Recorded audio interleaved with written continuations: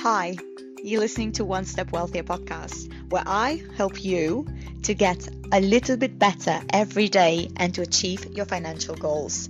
Follow along with me, and every week we will talk about all things personal development and personal finance. Together, we can get one step wealthier.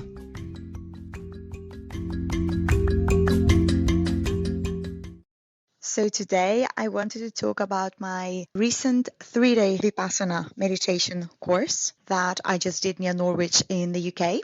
And I just came back yesterday and I have it quite fresh in my head. For those who don't know, the Vipassana meditation is usually done in different centers. But this one in particular that I'm going to talk about, it's the one based on Goenka teachings, and there are centers all around the world. It's usually a 10-day silent meditation retreat for the beginners. So if you ever want to get into that, you only have the 10-day course available. Once you have done the 10-day course, then you are able to access the shorter courses. This time I decided to do the 3-day one because I did not have that much time to spare. And this is my 5th course in total. So I've done 3 10-day courses and 2 2-day courses. So my first 2 were in Nepal, and then my second 2 were in Spain. And I was living in both of those places. And I've just recently moved to London, and there is this Vipassana meditation center also available near London. So by now, you might be asking yourself, what is a Vipassana meditation? What kind of animal is that? So I will try to explain in simple words. Vipassana meditation is a meditation technique that allows you to use the actual reality within the framework of your own body. So that would be breaths, it would be sensations. So it's not a meditation technique that would use any kind of mantras, any kind of chantings. So the theory behind it is that when we react to something pleasant or unpleasant, we do so based on the sensation within our bodies. So for example, when you like something, when you like someone in particular, you might have butterflies in your stomach, or if you feel something unpleasant, an unpleasant sensation, an unpleasant comment, you feel heaviness in your body, or when you want to cry, you feel a knot in your throat. As well, if you're nervous, you also feel not a very pleasant feeling in your stomach as well. So by being equanimous and by not reacting to these sensations that you would feel, you would also control your reactions to things that happen in your real life. That would be a very, very short summary of how this meditation actually is working. And again, it is a 10-day course at the beginning, so you would be explained this theory more profoundly. It's just a very, very quick summary of that, but it doesn't really explain all that it is. Would I recommend it? So definitely, if you do have 10 days to spare, I can absolutely recommend going to one of these retreats. They're all over the world, so every continent has quite a few meditation centers, most of them concentrated in Nepal and India. But other than that, in Europe, there are quite a few centers. So there are 2 centers functioning in the UK, 2 centers in Spain, a few in France and in Germany. And there are so many countries really offering that possibility. So I can absolutely recommend it.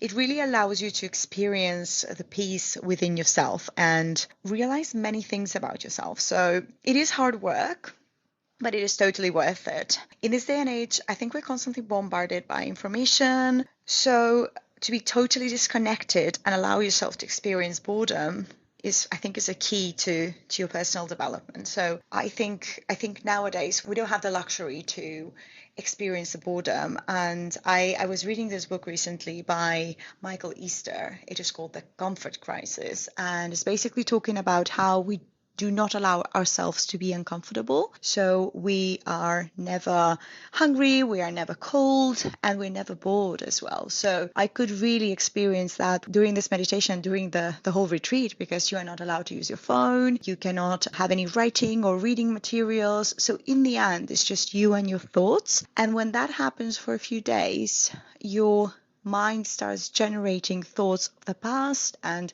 new ideas as well. And I think in this day and age, for me, I can feel that whenever I feel that I have a relaxing moment, for example, a walk in the park or just allowing to be by myself during a Sunday afternoon, I'm constantly consuming information. So I'm either reading books, either listening to podcasts. So that's really a luxury that we do not have in this day and age anymore.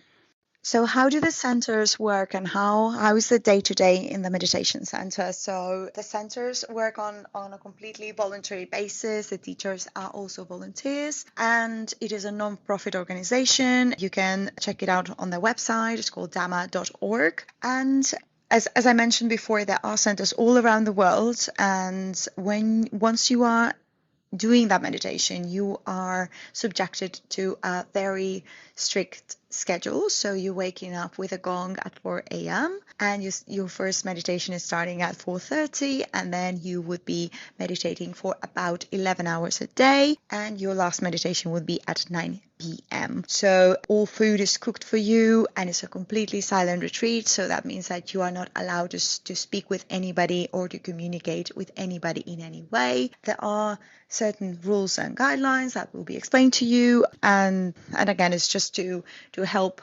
everybody to meditate individually, and also to help that the course is run smoothly. So I hope this episode has given you some ideas and some insights about how this meditation, this particular technique of meditation is working. I cannot really compare it to any other meditation techniques because I have not done any other meditation technique. But this one is definitely worth trying. I can highly recommend it. I've seen some changes in my life, in my day-to-day. After each meditation, I feel calmer, and I feel that I'm not reacting to things that I used to react as much. And it really helped me to change my life for the better. Of course, it's not going to be that you're going to go to this meditation and then you're going to become enlightened. That's not going to happen. But I think it's a good way to add that philosophy to our day-to-day lives, so that can help us to be more centered, to be more focused, and just to achieve your goals better. You have just invested in your personal development by listening to this podcast. Thank you for being here and for helping yourself to become one step wealthier. Do not forget to subscribe to access to new content every week and to better yourself. I hope that you have a wonderful day.